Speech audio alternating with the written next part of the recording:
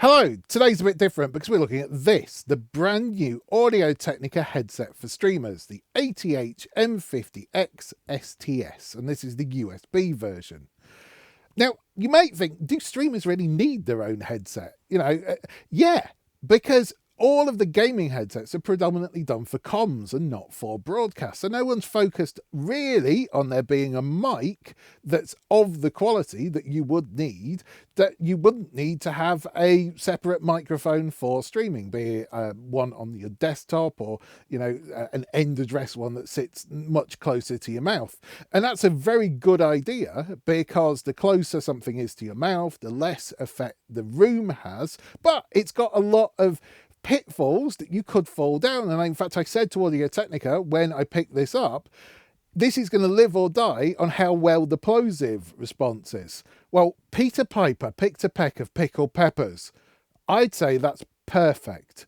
Perfect plosive response. You can hear it, but they're not peaking and it's not spiking and you're not getting pops and clicks. This is rather magic. Stick with us and find out more.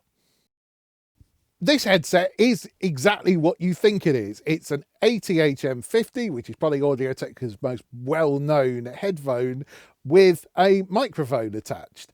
And you can mute it by going up and then bring it back down again and it comes back.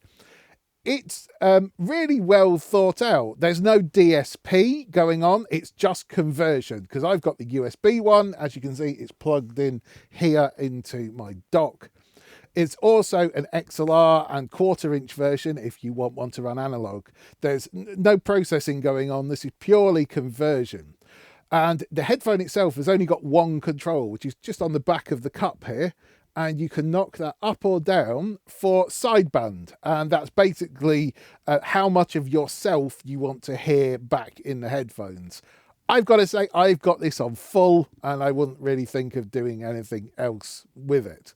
Before we get into any more about the microphone, let's first talk about how the headphones sound. And these are exactly M50X's, but you get a second set of pads in the box. And these are designed for longer streaming sessions and they're a little bit more breathable. And I can definitely quantify that after an hour or so, you really do notice the difference on sort of how sweaty your ear is.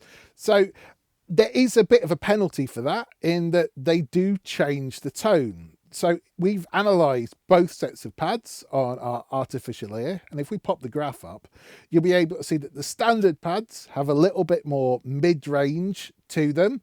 And the new breathable softer pads have more sub-bass and they also have less of that mid-range. So it just drops down. So you do pay a little bit of a forfeit for the softer pads, but I think if you're streaming and gaming, it could be a little bit more fun. If you do use something like Equaliser APO and you want to equalize your headphones, then absolutely you can look into the description of this video on YouTube and find our EQ points to bring them up to what we think is one of the best curves for this, which is probably the Harman 2018, because it matches pretty closely to where the headphones are best suited and for music listening. Now, let's get onto the microphone. Audio Technica themselves describe this as a 20 series capsule. It's obviously not the same one out of the AT2020 because it would be bigger, but it's really clear. It's got good diction. I love it. And I love this position, which is kind of more pointing towards my chin than actually pointing towards my mouth. It's got that really low kind of rich tone that you normally only get off when you're really close up to an end address mic with a really good pop filter. Or it just has great diction on the treble, so you can hear the S's and the T's and the F's. They're not over pronounced, it's not sibilant. I really love this as a tone. Now, normally I would imagine people might have this a little bit higher, and it's a bit louder, but those S's and T's and the F's are just a little bit over pronounced for me. And also it becomes really breathy. So if I just breathe in and out for a minute, and then swap back to where I was on the lower position,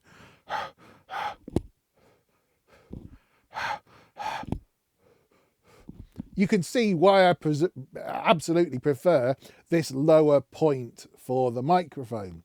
The only thing is, it is a little bit quieter for the fold back in your ear.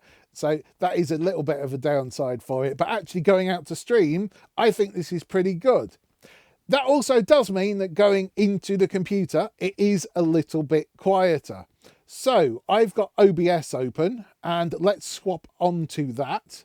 And in fact, I'm going to go and swap onto my webcam, just so when I'm talking to you now, looking at the screen, it looks like I'm talking at you and not over into the distance. Now, I've got nothing on here. This is raw microphone going in.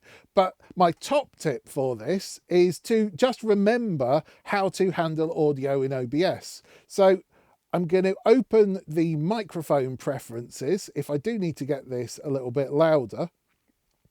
And either you can go to advanced properties and you can gain up the mic here. You can put a positive number in and that will work.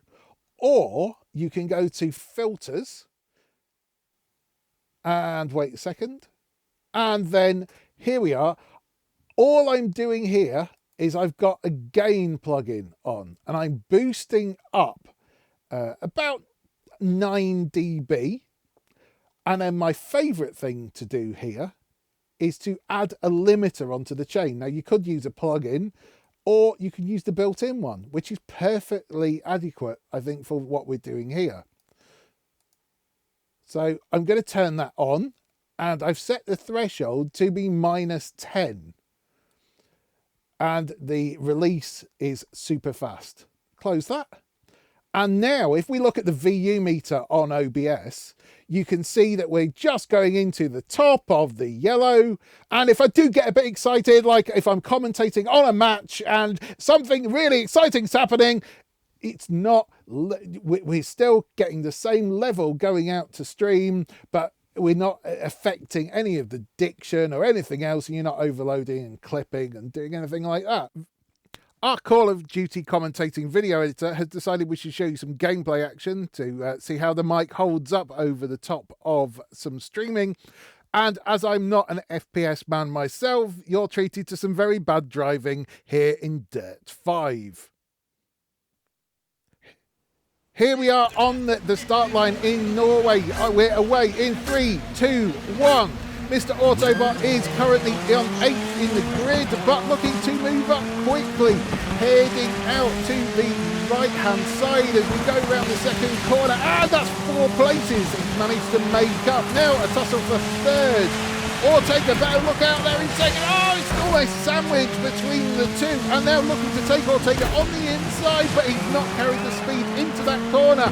Now up the hill into the sun, and this track looks more like a Glastonbury toilet than some form of racing arena. Just before we wrap things up, if you are in the UK, email us scanproaudio@scan.co.uk with the subject M50 mic. You can have access to some exclusive deals that aren't on the website. We can't say fairer than that now, can we? But it's clear Audio Technica really did think about streamers when they designed this. The extra set of pads for longer sessions and the plosive rejection is just outstanding. Peter Piper is still picking those peppers. It's going to pick up far less of the room, which isn't as much of a problem here in my lovely acoustically treated space. But if you're in a more lively room, it's going to be a lot clearer with your sound going to stream. Certainly, yes, you could do this with a decent end address microphone with a big pop filter on the end of it, and you get really close, but that's almost obscuring your face when you get to that kind of level a little bit. So I think this is a really neat, good value for money option if you need a headset on to stream. But what do you think? Would you be happy streaming with this? Or have you got any other tips for streaming in untreated rooms? Let's see them in the comments. Otherwise, don't forget to subscribe and we'll see you for another video again soon.